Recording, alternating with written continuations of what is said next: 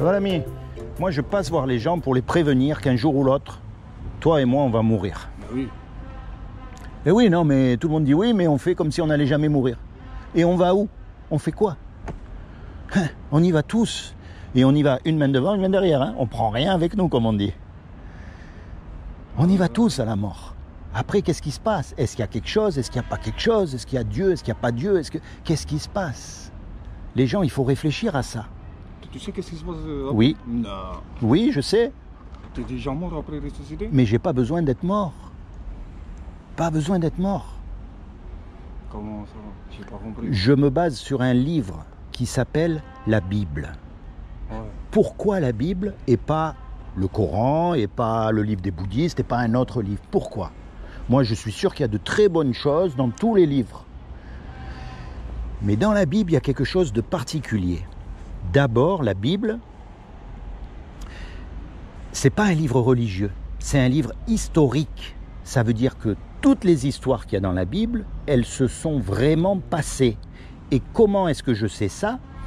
C'est grâce à l'archéologie. Tu sais, les fouilles qu'ils font dans la terre, là, grâce à l'archéologie, qui est une science, ils ont découvert des tas de choses qui se sont passées dans la Bible. Et ils ont dit, oui, c'est vrai. Les personnages, ils ont existé, les lieux, ils ont existé, voilà. Alors, c'est vrai qu'ils n'ont pas tout découvert encore. Oui.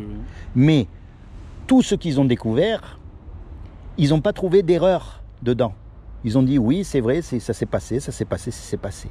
Donc, logiquement, puisque là, il n'y a pas d'erreur, je peux penser En avant. que dans le reste, il n'y a pas d'erreur non plus. On est d'accord, je peux penser. Hein. J'ai pas la certitude, mais je peux penser. Comme l'Apocalypse. Comme l'Apocalypse, c'est plus tard. Avant. C'est après. Ça, on ne sait pas encore. Ouais. Mais le roi David, Nebuchadnezzar, Abraham, Isaac, tout cela, on sait qu'ils ont existé. C'est vrai. Donc, l'Apocalypse, je peux dire, bon, ben, puisque ça c'est vrai, il n'y a pas de raison que le reste ne soit pas vrai. Tu vois? Et il y a aussi un point essentiel. Ce sont les prophéties accomplies. Ça veut dire qu'il y a des hommes qui ont écrit des choses il y a très longtemps et qui se sont accomplies maintenant, sans erreur. Il n'y a pas une erreur, parce que s'il y a une erreur, ça veut dire que ce n'est pas de Dieu. Donc pour l'instant, il n'y a pas d'erreur. Tu vois, je me base sur des faits, pas juste je crois pas, non. La Bible dit, Abraham, Isaac, Jacob, le roi David, tous ces personnages, maintenant, on sait que le tombeau du roi David, il est à Jérusalem, tu peux aller le voir. Tout ça, c'est vrai. Donc, le reste qui a écrit, il n'y a aucune raison que ce ne soit pas vrai. Et dans la Bible, il est écrit qu'un jour, on va être jugé par rapport au bien, au mal qu'on a fait. Et on va être jugé par rapport à la loi parfaite de Dieu. Et la loi parfaite de Dieu, ce sont les 10 commandements. La loi de Moïse, la loi de Moussa, la loi de... Voilà. Et les 10 commandements disent, tu ne mentiras pas. Quel est l'homme qui n'a jamais menti? Personne. Il y a un commandement, il dit, tu ne voleras pas.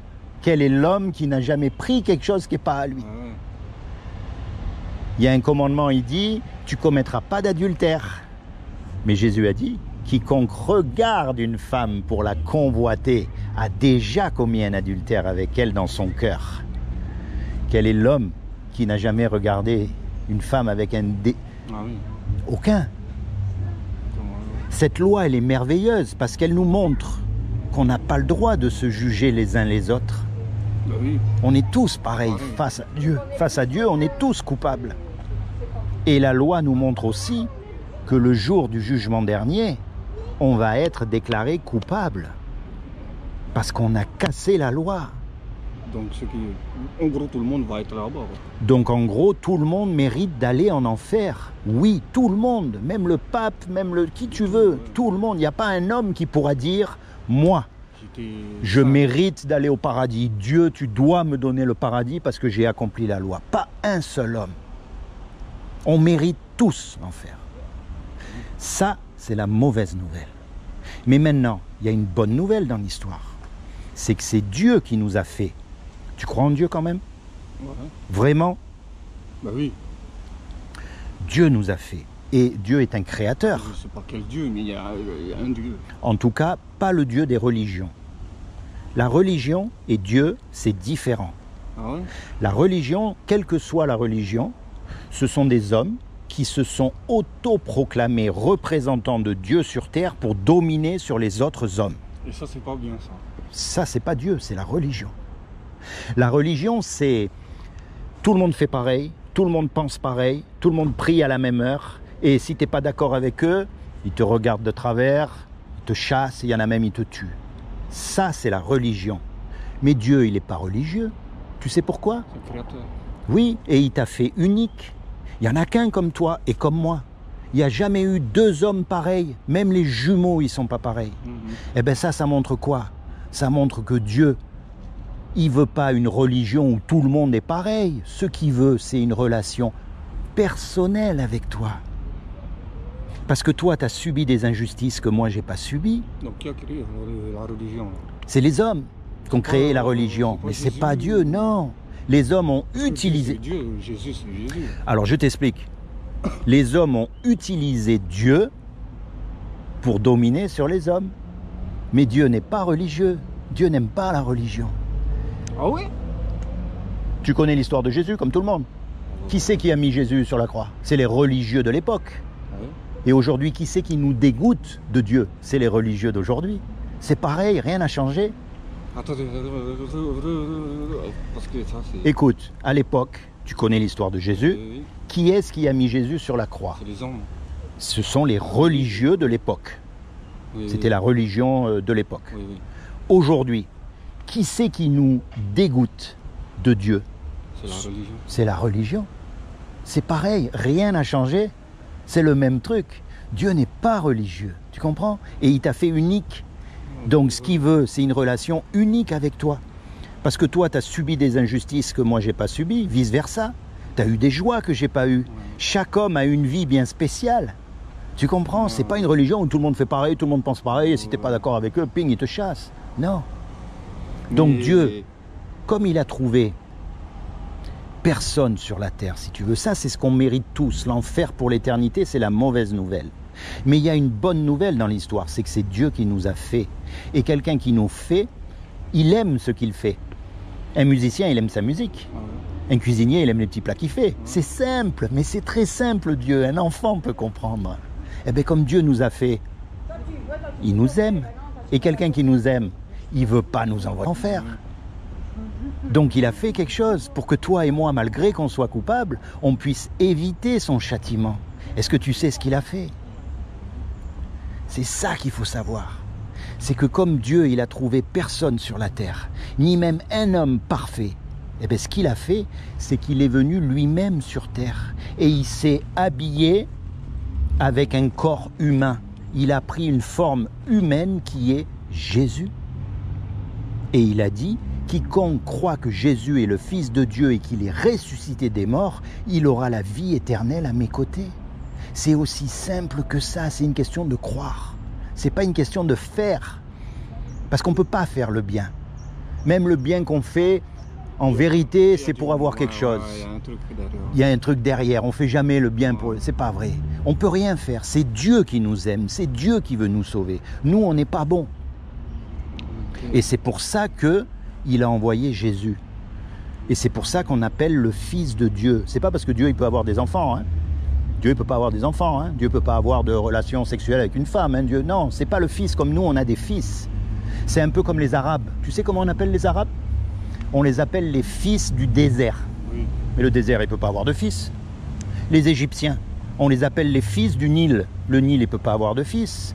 Ce que ça veut dire, c'est que quand tu vois un Égyptien, tout de suite, tu penses au Nil. Quand tu vois un Arabe, tout de suite, tu penses au désert. Quand tu vois Jésus, tu vois Dieu sur terre qui agit, qui est en colère contre le mal et qui fait tout pour faire du bien.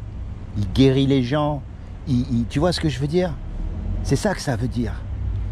Alors tout ce que tu as à faire maintenant, quand Jésus est mort à la croix, en fait il est mort à ta place et à ma place. Et comme il est Dieu sur terre, lui n'a pas péché. Donc son sacrifice, il a été accepté. C'est comme si tous les deux on fait un braquage. On fait un braquage, on passe devant le juge et le juge nous dit voilà, vous me donnez 50 000 euros ou vous partez 50 ans en prison. J'ai pas les 50 000, hein, et toi non plus. On est perdu. Et on ne peut pas retourner en arrière pour effacer le mal qu'on a fait. Et on ne peut pas dire au juge non plus, monsieur le juge, vous êtes un bon juge. Je vous demande pardon, excusez-moi, je recommencerai plus. Non, ça ne marche pas. Il faut que l'amende, elle soit payée. Et puis il y a un homme qui arrive, qu'on ne connaît même pas. Et il met l'argent sur la table pour que toi et moi, on soit libres. C'est ce que Jésus a fait pour nous. Dieu, qui est le juge, il est satisfait. Parce que l'amende, elle a été payée.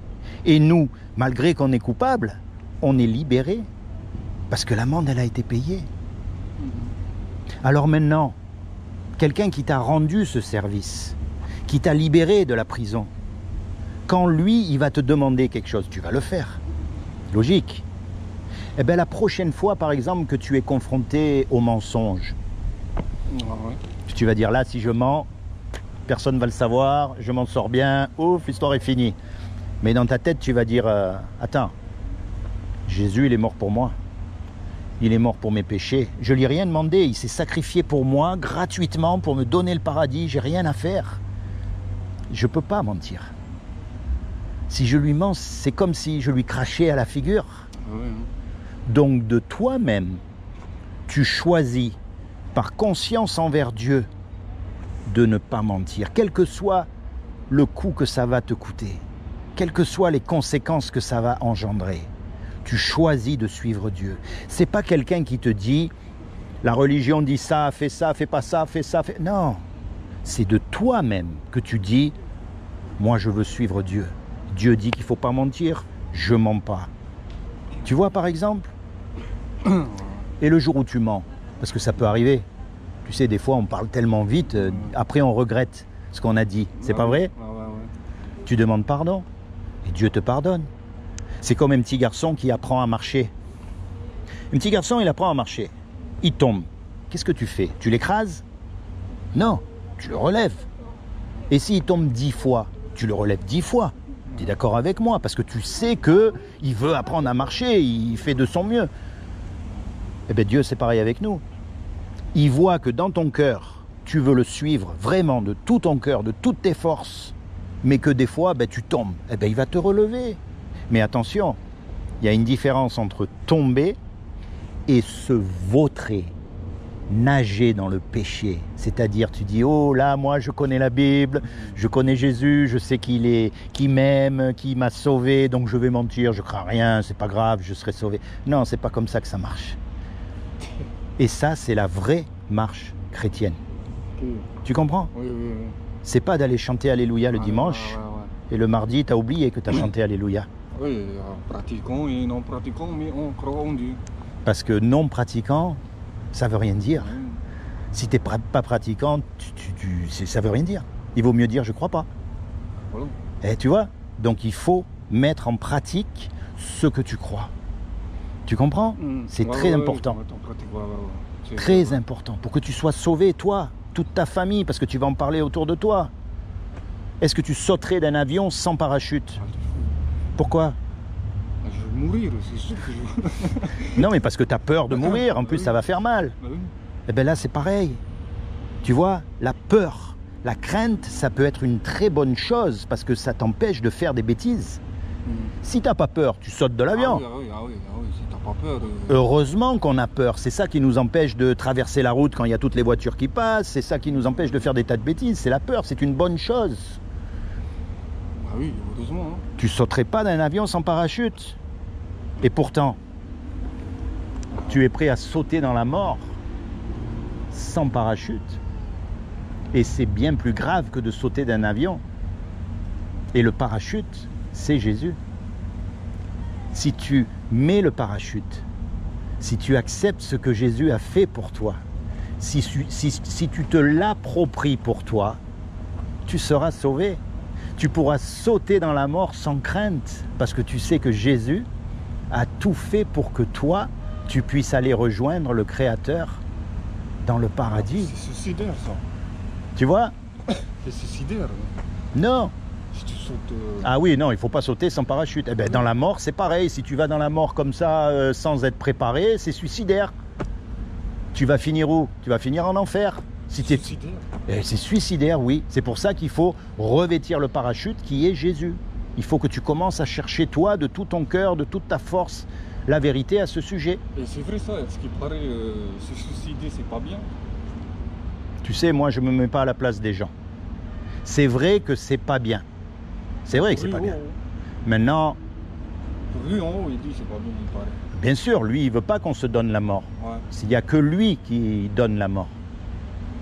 Oui, c'est vrai qu'il ne faut pas se suicider. Mais maintenant, qu'est-ce qui est pire? De se suicider, de commettre un adultère, de tuer des enfants. C'est quoi le pire? Il n'y a pas de pire. Le péché, c'est le péché. Et le seul moyen d'être libéré du péché, c'est Jésus. C'est le seul. Parce qu'il est écrit, il nous a été donné un seul nom sous le soleil par lequel nous pouvons être sauvés, c'est le nom de Jésus. Tu comprends? Oui. Tu lis le français quand même. Alors je vais te faire un petit cadeau. Tiens, j'ai écrit ça. Le sceau. Et là, je vais t'expliquer. En introduction, tu as un résumé de ce que je t'ai dit. Pourquoi devenir chrétien? Non, mais je suis Ici, chrétien, moi. tu as le livre de Jean. Le livre de Jean, c'est une partie de la Bible. Oui. Et ce livre-là va te permettre de connaître Jésus. Le Jésus de la Bible. Pas ce qu'on en a fait. Pas le Jésus des catholiques, des mormons, des témoins de Jéhovah, de tout le monde là. Voilà, d'accord? Et en conclusion, quelques petits conseils pour marcher avec Dieu. Toi, tout seul. D'accord? Ok. Parce qu'ici, malheureusement, on est un peu livré à nous-mêmes. Oui, Il n'y a pas oui. beaucoup d'églises, il n'y a pas beaucoup d'endroits. Donc, l'essentiel, c'est toi, quand tu marches tous les jours, tu marches avec Dieu. Voilà. D'accord? Mm. C'est comment ton prénom? Hassan. Hassan. Sois béni, Hassan. D'accord? merci. Je demande au Seigneur Jésus vraiment qu'il te bénisse, qu'il t'accorde le désir de ton cœur, qu'il se révèle à toi comme ton sauveur et ton Seigneur, et plus que tout, qu'il te permette de rentrer dans ta destinée éternelle. Merci. D'accord? Oui. Ah, mes parents, ils sont très croyants. Eh bien, alors peut-être c'est pas un accident que je t'ai rencontré. Non, moi, je suis pas trop croyant. Je suis pas trop croyant, mais je crois en Dieu. Écoute, il n'y a pas d'accident dans la vie. Si tes parents ils sont très croyants, ils doivent prier pour toi. Ah oui, c'est pour moi. Et ils sont où tes parents? Ils sont Marquise. Aux îles Marquises. Ils prient pour toi. Ouais. Et puis il y a un gars ici qui vient te voir pour te rappeler l'évangile. Tu vois, c'est drôle quand même, hein, la vie. Hein? Non, Tu- non, même moi et mon copain, on parle souvent Oui. de religion. Le Coran, enfin, Hmm. comment on dit, l'arabe, enfin, les musulmans. Oui, musulmans, tout. Il y a plein de... Les juifs. Ils s'intéressent un peu à tout. Oui, ben, C'est commence, pas pareil, hein. commence à t'intéresser sérieusement à Jésus. Parce que tu sais pas quand tu vas mourir. Non. Personne ne sait. On peut mourir dans 10 minutes. Voilà. Ah oui. C'est comme si tu sautais d'un avion sans parachute. Pareil. Parce que ça doit faire mal d'être en enfer. Il y a des regrets, des grincements de dents, des vers qui ne meurent jamais, des flammes qui ne s'éteignent jamais. Ça doit être terrible. Ça doit faire plus mal que de sauter d'un avion sans parachute. Et le seul parachute, c'est Jésus. Et t'es pas obligé d'aller allumer les cierges, de rentrer, de mettre une soutane, de faire tout ça. C'est pas ça. C'est toi quand tu es tout seul, dans ta vie de tous les jours. Vous êtes chrétien, Oui, mais chrétien catholique, protestant, non, chrétien. chrétien quoi? Mais il n'y a pas chrétien quoi? Il y a les catholiques, il y a les... Non, il faut lire la Bible. Ça, c'est un passage de la Bible. Moi, je t'encourage à trouver une Bible. Et Ah, j'ai une Bible, moi. Eh ben, tu verras dedans si tu trouves protestant, catholique, orthodoxe, témoin de Jéhovah, mormon. Il y a juste marqué chrétien, Chrétien. ou alors il y a marqué les saints, ou alors il y a marqué les frères, ou les sœurs, bien sûr. C'est tout ce qui est, voilà. Mais pas de... Il y a toutes les dénominations, c'est les hommes. Ok. Tu vois? Parce qu'ils ont trop emmagasiné de la connaissance. Ils ont lu la Bible, mais ils n'ont pas mis en pratique. Alors ils se sont divisés. Ils ont trouvé des excuses pour se diviser. Ah, moi j'ai raison, c'est comme ça. Ah non, moi j'ai raison, c'est comme ça. Ah non, moi on va s'appeler catholique et il faut faire ça. Moi je suis orthodoxe, il faut faire ça. Voilà. Mais la foi chrétienne, c'est pas la connaissance. Tu vois, il faut en avoir, bien sûr, de la connaissance. Mais c'est pas le but. Le but de la foi chrétienne, c'est de connaître Jésus, la personne de Jésus. Parce qu'il est vivant aujourd'hui. Ouais, il est vivant, hein. Il est vivant, il n'est pas mort. Donc, il faut le connaître à lui. C'est pas grave si tu connais pas toute la Bible. L'essentiel, c'est de le connaître à lui. Et pour le connaître à lui, il faut faire ce pourquoi il est venu. Vous êtes d'où? Vous êtes d'ici, là? Vidauban. Ah, de Vidauban. Vidauban. Vous faites tous les jours ça, là? Non, parce que je travaille. Ah, ok. Mais tout mon temps libre, oui. Dès que j'ai du temps libre, je C'est la parole. parle aux gens de Jésus parce que je veux pas qu'ils meurent et qu'ils aillent en enfer. Alors aujourd'hui c'est difficile parce qu'il y a beaucoup de gens ils croient pas, mais c'est pas grave, il faut quand même leur dire. On sait jamais. Si personne ne le dit, ils vont pas entendre. Donc il faut dire, il faut parler. Et moi je t'encourage encore une fois, te rapprocher de Jésus, lire la Bible, faire ce qu'il dit dans la Bible, partager l'évangile, la bonne nouvelle, c'est ça que ça veut dire. Et la bonne nouvelle de quoi? Qu'on peut être sauvé de la mort. Attends, mais il n'y a pas mieux. Tout le monde parle de tout, du coronavirus, de machin, de ceci, de choses, de cela, mais de la mort, personne n'en parle. Et pourtant, on y va tous, on y va tous. Et on peut éviter la mort, c'est ça qui est fou. On peut éviter, on n'est pas obligé de mourir. Ton corps, il va mourir, oui, mais ton âme, elle ne mourra pas. C'est pas pour comme les bouddhistes, alors. Les bouddhistes, ils croient pas en Dieu. Oui, mais ils disent qu'on se réincarne. Ah oui, non, mais eux, ils ont leur truc, ils peuvent dire ce qu'ils veulent. Mais en quoi ils vont se réincarner? Personne ne se réincarne en quoi que ce soit. Non, mais c'est un peu pareil, là. Non, il y a marqué dans la... Notre âme, elle est là. Il y a marqué dans la Bible qu'il est donné à l'homme de mourir une fois. Après vient le jugement. Les bouddhistes, ils meurent tout le temps. Ils meurent une fois, après ça devient un pigeon, ils meurent encore, ça devient un prince charmant, ils meurent encore, ça devient un crocodile, ils meurent encore, ça devient... Voilà, ils s'arrêtent jamais. Tu vois, ils s'arrêtent jamais. Non, faut pas écouter ces choses. Encore une fois, pourquoi? Parce que j'ai pas de preuves, alors que la Bible, je peux dire, voilà, là il y a des preuves. Moi je me base sur des faits, pas juste sur des histoires. Aussi belles puissent-elles être, je veux dire, voilà, moi je me base sur des faits. Bon, allez, Bonne journée à vous. sois béni mon ami, sois béni.